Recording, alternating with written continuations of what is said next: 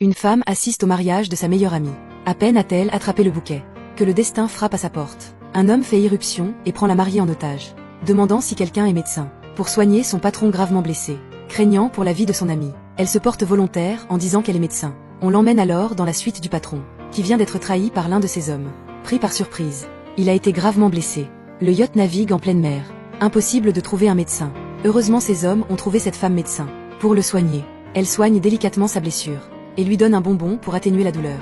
Au moment de partir, elle fait une hypoglycémie et s'évanouit sur lui. L'homme déjà attiré par elle ne peut se contrôler et ils passent la nuit ensemble. Mais le traître ayant révélé sa position, l'homme doit partir dès que les renforts arrivent. 5 ans passent. L'homme mobilise tous ses contacts, mais ne parvient pas à retrouver la femme. Le patriarche n'en peut plus, impatient d'avoir un petit-fils. Il espère que son fils oubliera cette femme d'il y a 5 ans. Il lui organise au moins 10 rendez-vous arrangés. Mais l'homme refuse catégoriquement. À bout de ressources, le patriarche fait semblant d'être malade. Effectivement, apprenant la crise cardiaque de son père, il rentre précipitamment et l'emmène au meilleur hôpital de la ville, sans savoir que la femme qu'il cherche depuis 5 ans travaille justement dans cet hôpital. Autrefois génie de la médecine, elle aurait dû devenir une chirurgienne brillante. Mais aujourd'hui, elle n'est qu'aide-soignante à l'hôpital, car cette rencontre d'un soir l'a laissée enceinte de cet homme. Malgré l'opposition de son père, elle a gardé ses jumeaux, à cause de sa grossesse hors mariage. Son père a perdu le poste de directeur, et sa demi-sœur ne cesse d'envenimer la situation, rendant son père encore plus déçu d'elle. Bien qu'il soit cadre supérieur, il a fait de sa fille brillante une simple aide-soignante. Sa fille souffre d'une maladie rare depuis sa naissance, et seul cet hôpital peut la soigner. Pour ses enfants, elle accepte tout en silence. Ce jour-là, dans le couloir, elle aperçoit un homme conduisant son père aux urgences. Elle panique aussitôt. Cet homme ressemble tellement à celui du yacht il y a 5 ans. Mais sa demi-sœur intervient, se moquant de ses illusions. Car cet homme est le plus grand magnate de la ville. Après l'examen médical, le patriarche n'a aucun problème. L'homme comprend que son père l'a trompé. Le père et le fils se disputent encore. À propos du mariage, l'homme prend un prétexte pour partir. Le patriarche sait bien qu'autrefois il était trop impitoyable, s'est fait beaucoup d'ennemis, ce qui a causé l'enlèvement et la mort de son fils aîné. Il ne lui reste que son cadet, mais celui-ci est obsédé par cette femme d'il y a 5 ans. À ce rythme, il ne verra jamais de petit-fils. Pour perpétuer la lignée, alors qu'il regrette ses erreurs, un petit garçon accourt et tombe accidentellement devant lui. Le patriarche veut se mettre en colère, mais découvre que l'enfant ressemble trait pour trait à son fils enfant. Avant qu'il puisse l'interroger, le garçon est appelé par sa sœur. Un seul regard suffit, et le patriarche est certain que c'est son petit-fils.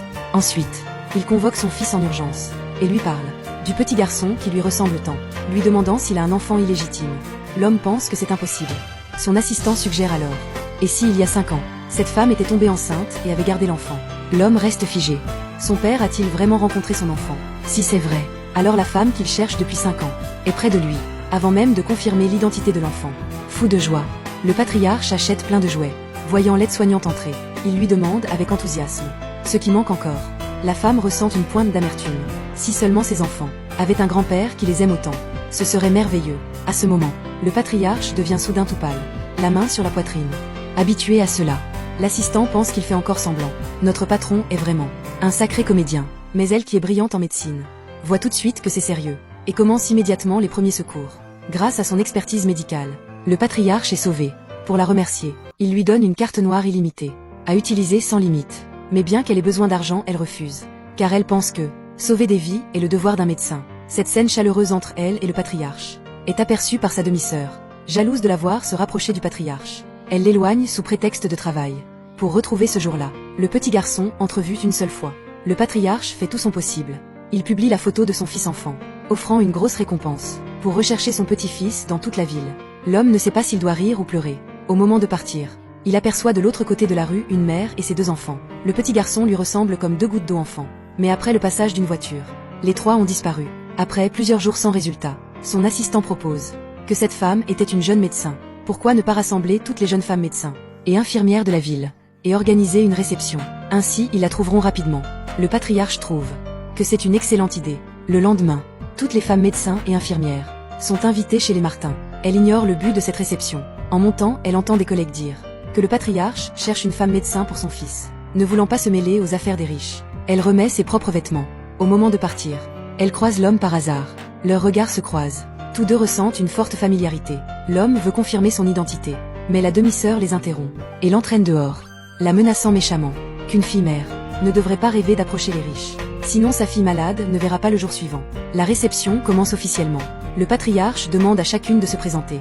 Les femmes rivalisent pour énumérer leurs qualités. Certaines exigent même une dot astronomique. Quand vient le tour de la demi-sœur manipulatrice, elle fait le contraire et couvre le patriarche de compliments, sans savoir que le patriarche qui a pris sa retraite n'aime pas qu'on rappelle son passé impitoyable.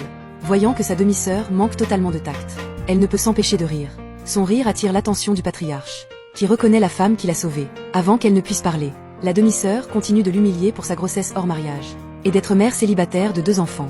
Elle pense que le patriarche va la détester, mais elle ignore que ces informations correspondent parfaitement à la femme d'il y a 5 ans.